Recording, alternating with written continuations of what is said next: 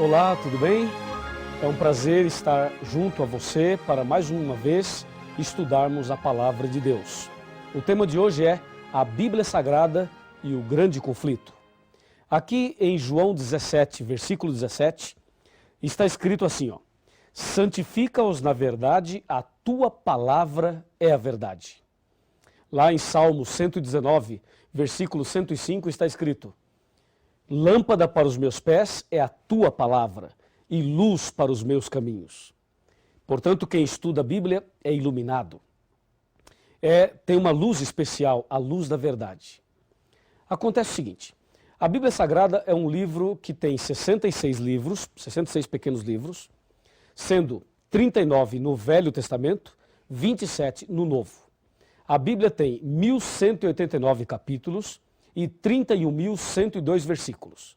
Ela foi escrita por aproximadamente 40 pessoas em um período de 1.600 anos aproximadamente. Foi escrita em hebraico, aramaico e grego e já foi traduzida em mais de 1.500 línguas e dialetos.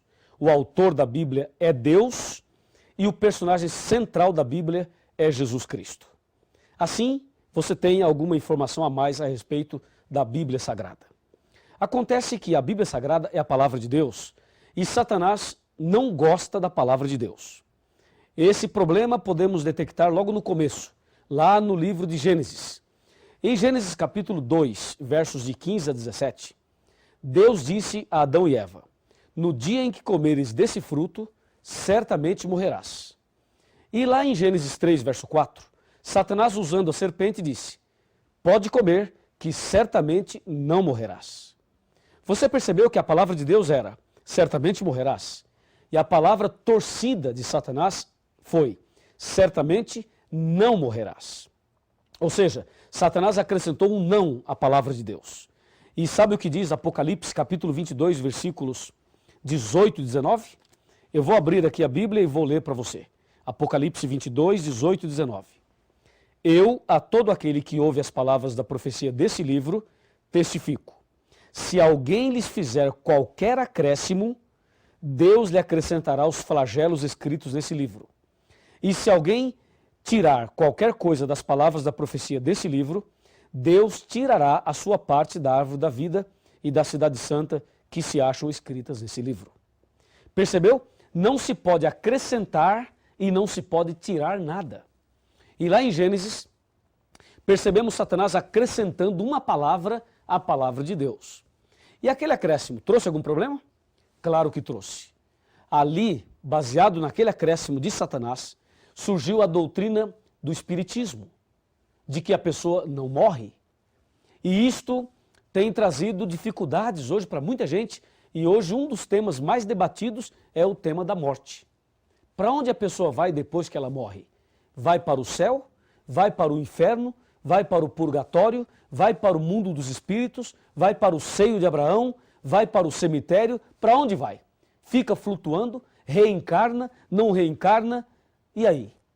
Veja, toda essa questão que eu acabei de colocar foi despertada e foi colocada aí a partir daquele momento em que Satanás, usando uma cobra, disse a Adão e Eva, certamente não morrerás. Quando as pessoas acrescentam alguma coisa ou tiram alguma coisa da palavra de Deus, consequentemente, teremos problemas. Durante toda a história, Satanás sempre tentou mexer, mudar, atrapalhar a palavra de Deus. Nos nossos dias, podemos perceber a sutileza de Satanás ao tentar mexer na palavra de Deus. Vamos analisar isto com bastante carinho, com bastante atenção. Me acompanhe aqui no raciocínio desse ponto do tema. Hoje existem muitas versões da Bíblia, muitas traduções da Bíblia, não é verdade? Existem tantas versões que você pega um versículo e analisa em várias versões e, se não tomar cuidado, uma ou outra parece não traduzir corretamente aquele texto. Aquele texto do hebraico ou do aramaico ou da língua grega. E parece que alguns versículos ficam assim meio que no ar. Algumas pessoas tentam interpretar o versículo e aí complica mais ainda. Por exemplo, há algumas Bíblias aí que quando você pega Apocalipse 1, versículo 10, ali diz, fui arrebatado em espírito no dia do Senhor. Só fala isso, não diz mais nada. Aí algumas pessoas colocam no rodapé lá embaixo da Bíblia, dizendo, o dia do Senhor é o domingo. E já colocam ali o seu ponto de vista. Dessa forma, as pessoas começam a tentar mexer no texto sagrado. Isto não pode. Outras traduções tiram algumas palavras. Por exemplo, a tradução Novo Mundo. A tradução Novo Mundo da Sociedade Torre de Vigia, quando cita lá João capítulo 1, versos de 1 a 3, e diz, no princípio era o verbo estava com Deus e o verbo era Deus. Depois no verso 14 diz, e o verbo se fez carne e habitou entre nós. Aquele verbo é Jesus. E Jesus é apresentado em João como Deus Criador. Mas na Bíblia, a tradução Novo Mundo, está escrito assim, ó, no princípio era a palavra estava com Deus e a palavra era um Deus. Esse um entre colchetes e esse Deus com D minúsculo. Colocando Jesus como uma criatura e não como criador. Além de ser pecado isto, é uma blasfêmia e com isto há também o problema de mexer na palavra de Deus. E assim, existem outros casos que não temos agora condições e tempo para abordar todos eles. Você já pode perceber que Satanás está também lutando nesse grande conflito contra a palavra de Deus. E uma das coisas que o inimigo é especialista é tentar levar as pessoas a criarem uma falsa interpretação. Hoje, em nossos dias, existem cerca de 36 mil religiões do ramo cristão. E cada religião fala uma coisa. Cada religião tem uma doutrina, tem um pensamento. E por que existem tantas religiões e a cada dia surgem novas? Justamente porque as pessoas leem uma coisa e entendem outra. Ou porque o inimigo muitas vezes atrapalha a compreensão da pessoa da palavra de Deus. E por isso nós temos que tomar bastante cuidado e prestar muita atenção e ler a palavra de Deus sempre com muita oração. Se você pegar a Bíblia romana e a Bíblia João Ferreira de Almeida e fizer uma comparação, você irá perceber algumas coisas graves. Eu vou lhe mostrar algumas delas. Me acompanhe. Agora eu vou fazer uma análise rápida da Bíblia romana e também fazer uma comparação com a Bíblia João Ferreira de Almeida, atualizada ou corrigida, tanto faz. Me acompanhe aqui. Ó, na palavra de Deus, já disse, ela tem 66 livros, certo? Disse também que ela tem 1.189 capítulos, 31.102 versículos, 773.693 palavras e 3.566.480 letras. E vimos que a Bíblia está subdividida em 5 partes, foi o nosso primeiro estudo. Agora veja, a ira de Satanás contra a palavra de Deus levou ao seguinte problema, comparando a Bíblia romana com a Bíblia original. Na Bíblia original, nós sabemos, como eu já disse, existem 66 livros, mas a Bíblia romana tem 73 livros. Assim, podemos perceber a ira de Satanás mexendo na palavra de Deus. Como já vimos também, ele é especialista em mudar e torcer a palavra de Deus. Por exemplo, na Bíblia romana existem 7 livros a mais. O primeiro livro é 1 Macabeus, depois 2 Macabeus, depois Tobias, em seguida Judite, depois Sabedoria, Eclesiástico e Baruque. Esses 7 livros são conhecidos como livros apócrifos, ou seja, livros ocultos. A palavra apócrifo aí vem do grego, que quer dizer oculto. Alguma coisa que não foi revelada por Deus. Então esses 7 livros aí aparecem a mais na Bíblia romana. E mais, no livro de Esther existe um acréscimo. E no livro de Daniel também existe um acréscimo. Assim, a Bíblia romana vai contra um princípio da própria Bíblia, que diz, nada deve ser acrescentado e nada deve ser tirado. Como você pode perceber, eles acrescentaram, enquanto em outras versões eles tiraram. Mas nós devemos manter fidelidade à palavra de Deus. E hoje, em nossos dias, muitas pessoas não aceitam certos pontos bíblicos, porque dizem, isso está no Velho Testamento. Veja, as pessoas às vezes acham que pelo fato de estar no Velho Testamento, não devem aceitar. Quantas e quantas pessoas dizem, eu não aceito isso nem aquilo, porque está no Velho Testamento. Uma vez eu conversei com um pastor evangélico, E esse pastor me disse, olha, eu não aceito os 10 mandamentos porque isso se encontra no Velho Testamento. Eu perguntei, pastor, só porque está no Velho Testamento o senhor não aceita? Ele disse, sim. Se você me mostrar no Novo, eu aceito. Eu disse, eu vou lhe mostrar no Novo, mas antes quero lhe fazer uma pergunta. Na sua igreja o senhor pede dízimo? Ele falou, claro, o dízimo é sagrado. Perguntei a ele, então, onde o senhor encontra a orientação do dízimo na Bíblia? No Novo ou no Velho? E ele disse, no Velho.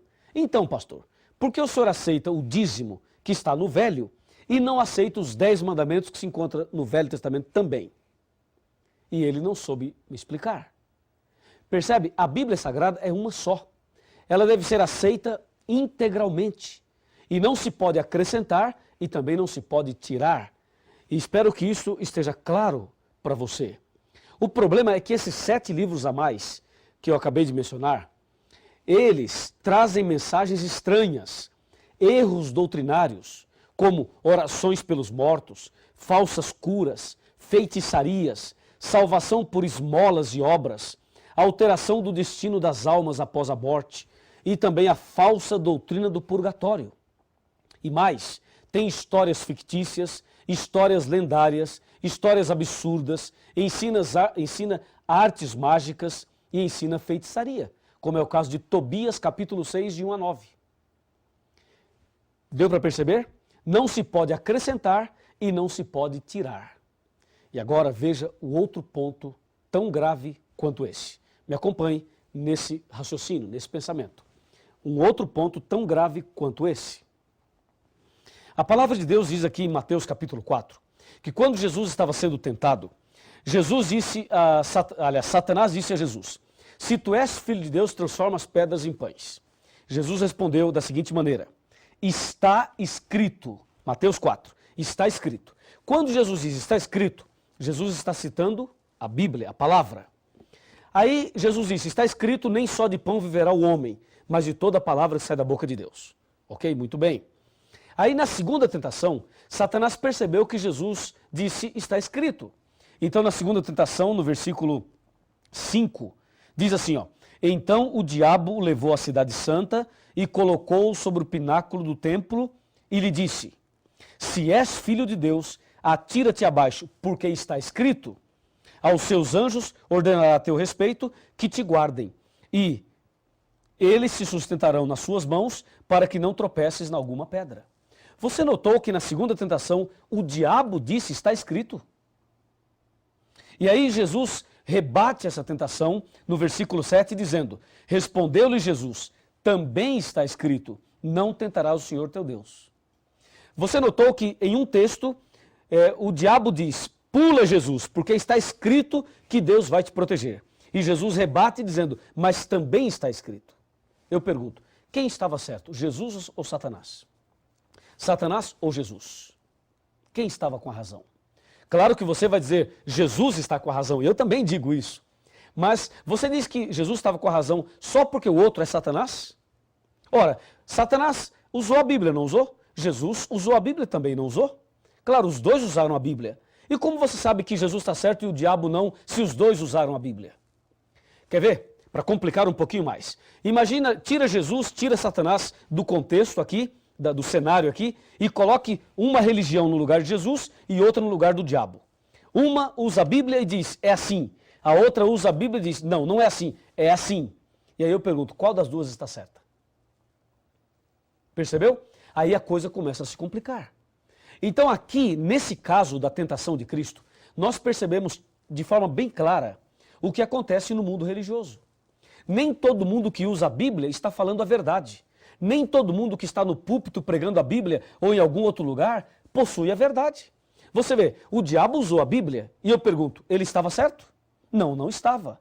Jesus usou a Bíblia e Jesus estava certo. A pergunta é, por que Jesus estava certo e o diabo não, se os dois usaram a Bíblia? É simples, é que Jesus usou o texto dentro do contexto e o diabo usou o texto fora do contexto, totalmente fora.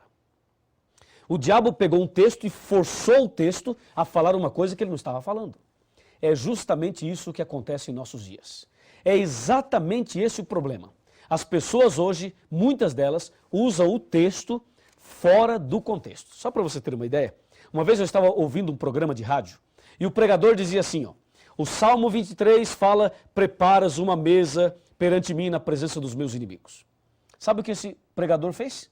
Mandou fabricar uma mesa e colocou uma toalha branca sobre a mesa e deu envelopes para as pessoas e disse para as pessoas, coloquem os seus pedidos sobre a mesa, porque Deus diz, preparas uma mesa na presença dos meus inimigos.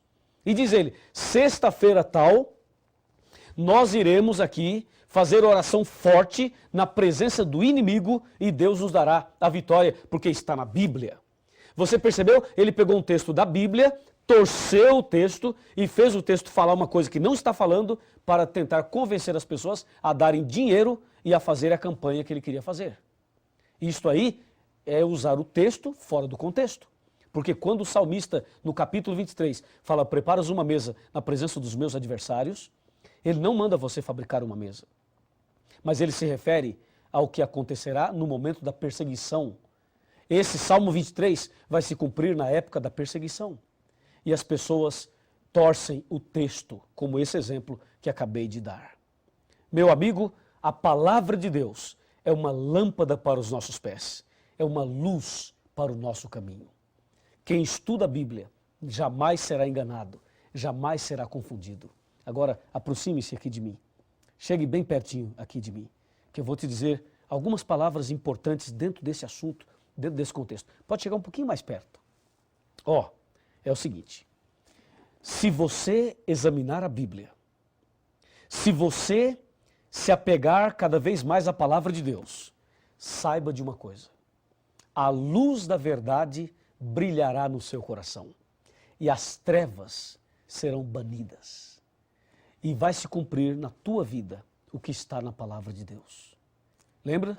Conhecereis a verdade e a verdade vos libertará. Então, não deixe que o engano tome conta de você, mas permita que a verdade ilumine a sua vida.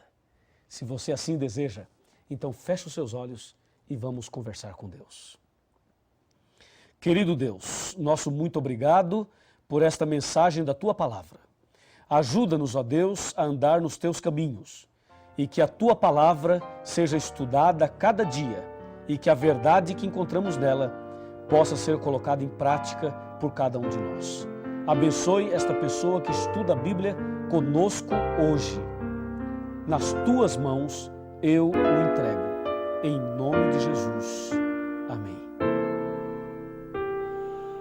Cristo me tem fiel amizade, nele encontrei real liberdade, pois sobre a cruz minha alma comprou.